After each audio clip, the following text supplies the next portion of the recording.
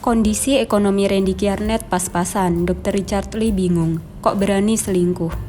Istri Randy Kiernet, Lady Nayoan, mengungkap kondisi keuangan rumah tangganya yang pas-pasan dengan Randy Kiernet pada Dr. Richard Lee.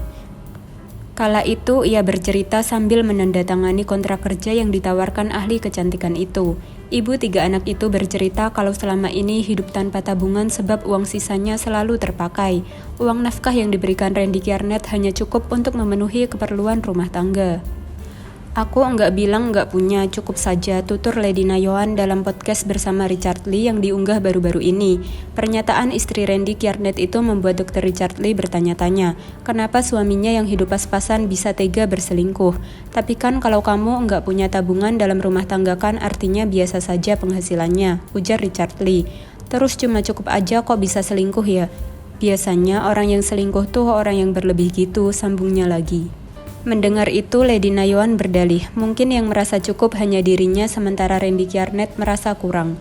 Pernyataan itu membuat Richard Lee menyimpulkan bahwa Randy berselingkuh atas dasar ekonomi. Jadi konsepnya ini ya, siapa yang dibiayain sih sebenarnya, kata Richard Lee seraya tertawa. Namun kemudian Lady membenarkan bahwa suaminya pernah dibelikan ponsel jenis iPhone oleh Syahnaz Sadiqah. Begitu pula soal check-in hotel. Lady memastikan suaminya tidak pernah keluar uang untuk itu.